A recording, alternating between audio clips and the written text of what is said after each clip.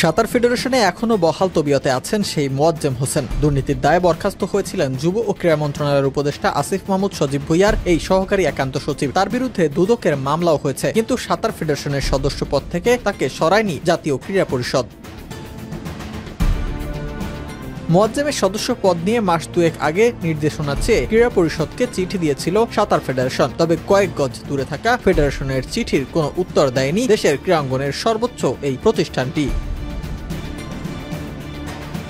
2024 সালের 5 আগস্ট সরকার বদলের পর 11 সেপ্টেম্বর বিভিন্ন ফেডারেশনে নানা পদে থাকা জাতীয় ক্রীড়া পরিষদের 16 জন কর্মকর্তা কর্মচারীকে প্রত্যাহার করা হয়েছিল, কিন্তু সাঁতার ফেডারেশনের সদস্য রাখা হয় যুব ও ক্রীড়া মন্ত্রণালয়ের উপদেষ্টা সহকারী একান্ত সচিব মোয়াজ্জেম হোসেনকে।